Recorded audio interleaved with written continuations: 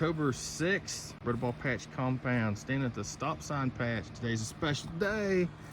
Today is Harvest Day on Frost Glee Arc, our 150 square foot plant and pumpkin. And it is the 1526 Burchett, and it has my 1965.5 Rotoball crossed into it. Hopefully this is a fun and successful, exciting video today. Hold tight. So I've got the hut off of the fruit and just looking at the 150 patch of what's remaining. We don't have a lot remaining before the fruit, and after the fruit there's not much excitement down there either. Now the borders, like I said in a real early video, are right along that fabric, and I had some posts down here, not clear to the end, but let's see here. There's my line. There's one of the posts that's the guy. I put it into the ground good and ran right up to it with, let's see, right here. So we're still within the boundaries. The fruit took up a good bit of the boundary. I did have to pull it once. Nice good looking fruit. A little bit lopsided. That's probably going to cost me some weight, but she tapes 10.5 to 11 last time I taped her. I'm gonna put her in the sky. I'm gonna clear out a little bit more and maybe run a tape measure on the actual boundaries just to reconfirm that I am truly 150. A little bit of housekeeping and verification before we start running tape. I've got a white spool tape that is made in Japan, the good folks of Japan. Now, if you look at those numbers, in Japan there's 10 inches in a foot. The state bought these, obviously, years ago, and they sold these in surplus for pennies on the dollar. I bought one, obviously. It is good to the foot, but the inches are worthless. So we're going to be using that long tape to show the length, and we can figure out the inches on our own. I think we can figure out what the basic math is to get 10 equaled out to 12. All right, let's go run some tape. Housekeeping's over. All right, so my tape is touching my border pole over there, which is set in from the wind fence, probably about 18 inches. A little bamboo dowel stretched across all that nasty broken misery and decayed misery down to here. We're setting it right at 80 inches. Okay, on to the length. So I have us hooked to the same bamboo dowel as before at the end of the patch, going the lengthways with our Japanese tape measure, and our plant right through there. That's our final vine that hugs the border. Let's see, and here, not that one, but this guy is our end. Pull and taunt on that is 22, 4.5, thereabouts. Letting it be slacky over across of all that detritus. We're still 22.5, because remember, this is a 10-inch foot because it was made in Japan, which is ridiculous.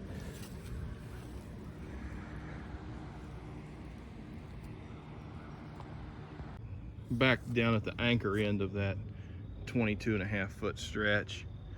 So our final number is 22.5 feet length and 6 foot 8 inches on the width.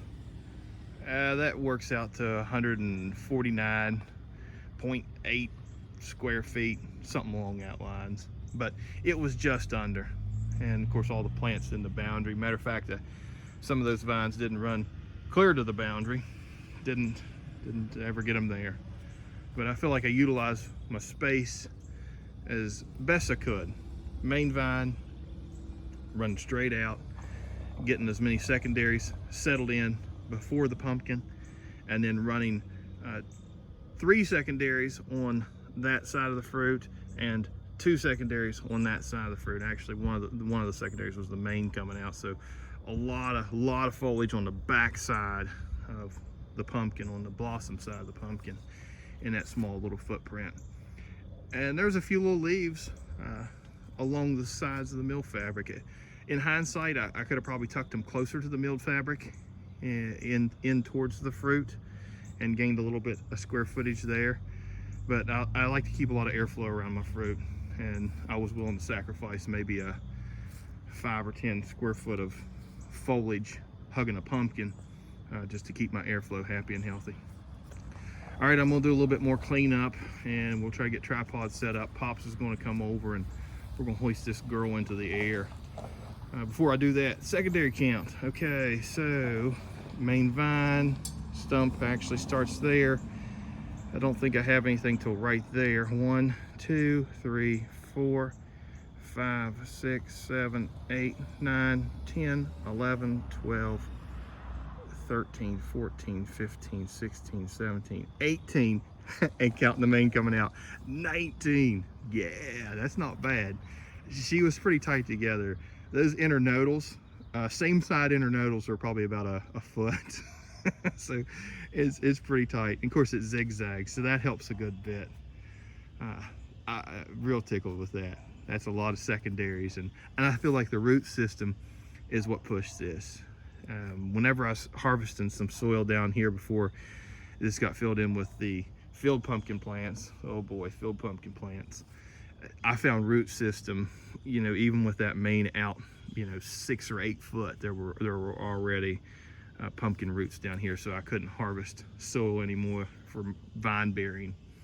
As for vine bearing, so what did you bury, Doc? I buried everything, guys. Everything got buried on this. I knew that I had to get as much root taps as possible to have a chance to get a big fat fruit out of 150, so I risked the rot situation to pursue that.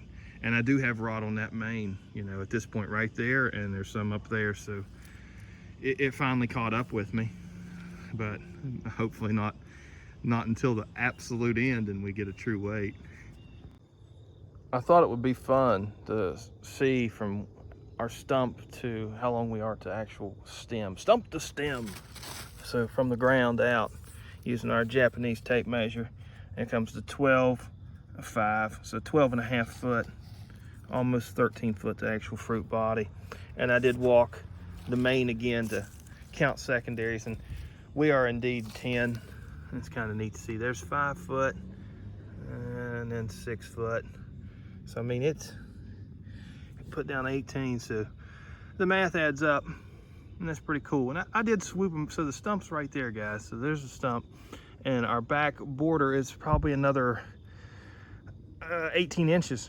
So I had it real close to the edge, but not at the edge, and that allowed me to swoop those secondaries back. And that's the pattern I ran. I ran a spider pattern backwards, and then a spider pattern forwards, with the last one, 2, 3, that's the main vine going that way. This side, I cut it off. Matter of fact, I cut it off before I ever pollinated it. I knew that either this was it or it wasn't. And I ran 1, and there's 1 there, 2, I think. Well, no, just 1. Sorry guys, just 1 on this side. That may have been, yeah, that's off of this. So, and we're still rooted in good, yeah, for now. Around to the front, to that pole that we're hooked on, you can kind of see it there. And then just ran these guys in this way, ran that guy in that way, and just let them go nuts. Let them go nuts. I did have to hook, like I said, and pull her once. All right, that's enough of that nonsense. When are we gonna lift this fruit, Doc? Good question. So I pulled a pokeweed. Check out this pokeweed and tell me if it doesn't have a Wisconsin ginseng root on the bottom of it. Well, I'm wore out and I still got a lot more to go, but boy, I've got a lot done. She's clean in the patch.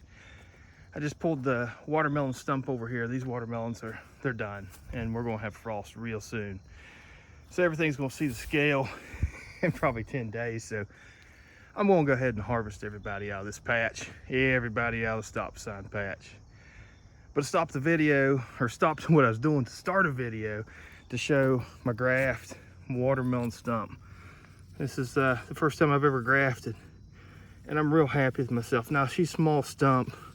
This isn't an Andrew Vale stump, but I feel like my my graft union was pretty awesome. I think that might be the pigtail. I can't tell. I don't know how these things look after that, but wow, how cool. And I know they get a lot bigger, but this is a good starting point, and it gives me hope that, hey, Chris, give it a try next time. You may never be Chris Kent, but you could be I don't know, a decent guy of growing in West Virginia, and that's the goal. Waiting on my lift help, Albert Rotaball. He'll be here, old Pops, and we're gonna put this girl in the air. Goodness, this is a long video. Get to it, Doc. Quit wasting time. Well, we are loaded. Sorry there wasn't any footage of the loading, but you kind of get in the heat of the moment and you try to get a fruit on a pallet and on the back of a trailer, and mission accomplished. She is a nice girl, and she is heavy to chart, as we expected she would be. Got a few other gals here that have been harvested or waiting to go to the weigh off as well. Still have a tomato to drag out of the patch, if I can remember it. Gonna bolt this down and we're gonna head south. We'll see everybody in Spring Hope. Yeah, let's go. Well, instead of running a video like I should have been, getting the heat of the moment, here's Pops right before we actually put it in the air. When we get down to Spring Hope, his first photo is of Sarah Beth and her family, the Bakers, Stevens, the father. Good group of people. My goodness, nice fruit this year. Always growing big and pretty and orange. She actually won the Howard deal. I don't have a picture of that fruit. I have a picture of her smaller fruit. Just got too busy to snap a photo. Art here with the giant green squash. This is probably his personal best giant green squash. He's 2 or 3 years into growing. Nice man, and really interesting story on the fruit. It was actually growing on its side and it rolled over onto its top there, so it grew the rest of the season stem down, and the bottom of that fruit was beautiful because it was actually sunny side up, I guess. This is Ethan Vester and Danny Vester. These Vesters are the guys in charge of the Spring Hope Weigh Off. They always put on a really good show and are very hospitable to all the growers. Danny's done a ton of work for the South and growers in general in promoting the hobby. Always good to be around him, and man, you wear your waders, it gets deep when me and Danny are visiting.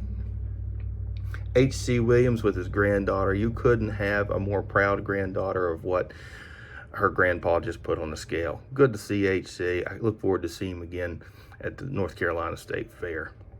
Our lifting crew worked their hind ends off. I was there and I did help lift, and I don't ever like to take credit for working my hind end off, but Gary is spot on, and if there's ever a call to do anything, you can count on Steven, whether it's running tape or wrangling fruit.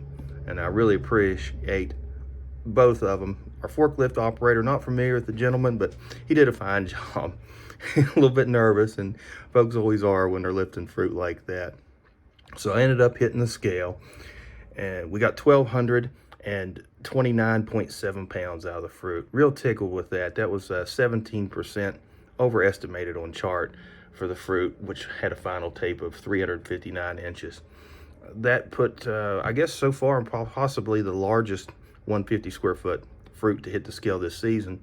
And that was a goal. I wanted to be the top 5, and I should maintain that top 5 with any luck.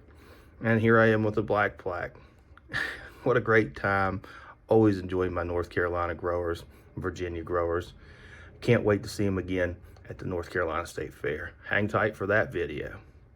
Thanks for watching. Doc out.